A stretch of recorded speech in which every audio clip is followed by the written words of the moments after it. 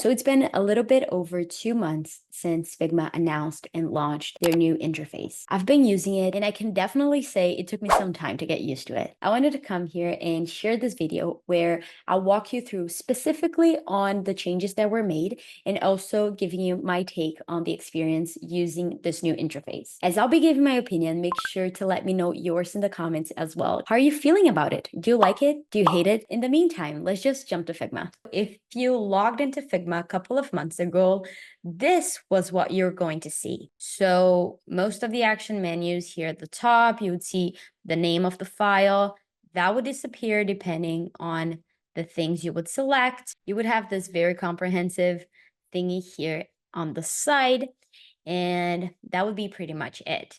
However, if you log into Figma now, and if you want to know how to go from the old UI to the new UI and vice versa, all you have to do is click this question mark here at the bottom right corner, help and resources, and then you're going to go use new UI. If you use this button and you see the option for you to join the waitlist, and that's because they're releasing incrementally so they can iterate and make improvements instead of giving the new UI to all of their user base and then go crazy with a bunch of feedback and bugs and etc. But it's good that for now we're having the option to go back and forth, especially because I feel that whenever you get started, it takes some time for you to get used to it. So as you can see, the title is here on the left. No big change here.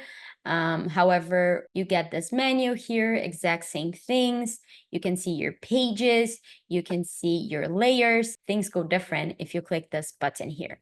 So this gives the option for you to minimize the left portion and also the right portion of the UI, giving you more room on your canvas. Some of the action menus that we had at the top, now they're here at the bottom, but we're going to talk about them later on. One thing that I really like about this UI is that although you can see that the left bar and the right bar are minimized, if I click my frame, then the right bar comes back, which I find very handy just because usually this is the one that we use the most. So we can adjust components, tweak the components, and etc. One thing that I'm sure made the experience of transitioning from the old UI to the new UI smoother for me was that I was really used to the keyboard shortcuts. I feel that they can change the UI as much as they want as long as they don't touch the keyboard shortcuts. Now we're going to talk about the right portion of the new UI.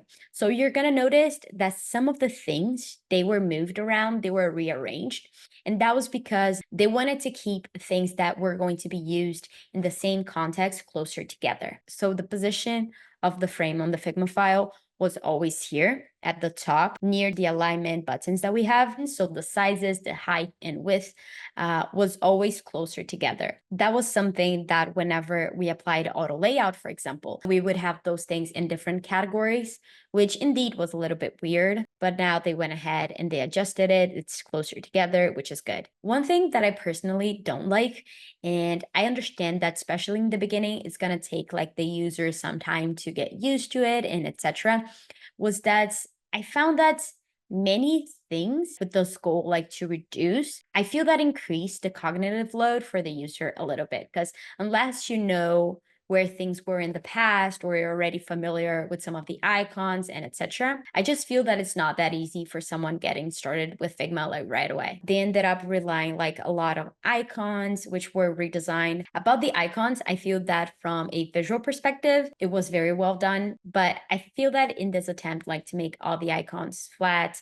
and also more minimalistic, that some icons are just harder to understand. So when we go to effects, we have the exact same ones.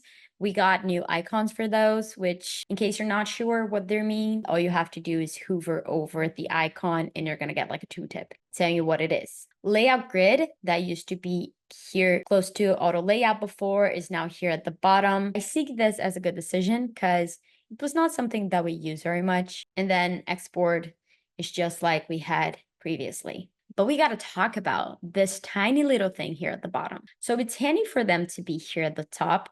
One thing that I would love would be if we were able to move it around, because sometimes I don't want it to be right in front of my canvas. So basically we have our mouse options here. So move, hand tool, scale.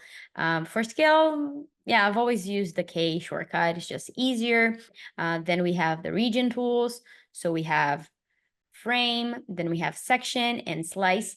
By the way, as I'm talking about commands, if you want to learn my favorite Figma commands that I use like all the time, make sure to check out this video here. Then we have the shapes that we can create, then the pen/pencil tool, text. You can click C, or you can use the button here at the bottom for you to add a comment. And lastly, we have this thing here where we used to have our assets or plugins and etc.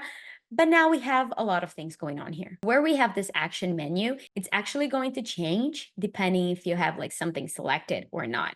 So for example, if I click here, you're going to see that it's going to give me like some common settings. It's going to give me access to the keyboard shortcuts and etc. Because previously, if I'm not mistaken, you would have to go here for you to find these things. However, now if you have something selected, then you're just going to come here and you're going to see that it adjusts. Some of the options that we had at the top before, so select matching layers, which is something that we use for multi-edits. It's actually here, outline stroke, use as a mask, and etc. Some of them, if you select the item and then you right click it, you already have the option to find it here, which was if I was not using a keyboard shortcut, I was always using like right click. So it didn't change much for me here. However, I must say that this thing of changing moody edits to select matching layers, like having to come here, that actually made me start using the shortcut that I didn't used to use before. But now it's just so much harder for you to find something that it would just take like a click of a button before. So I didn't like this very much. Lastly, we have dev mode, which used to be close to your profile pic. Well, and that's my review. I can definitely say that Figma has gotten really robust over the years, and it would make sense for them to redesign at some point. There are things, as I mentioned, that I found really helpful, and some things that are just taking me more time than expected to get used to it. Before you go, if you didn't watch my video where I listed all the updates that they announced at Config, just click here. I'll see you there, and happy designing while you adapt to the new interface. Cheers.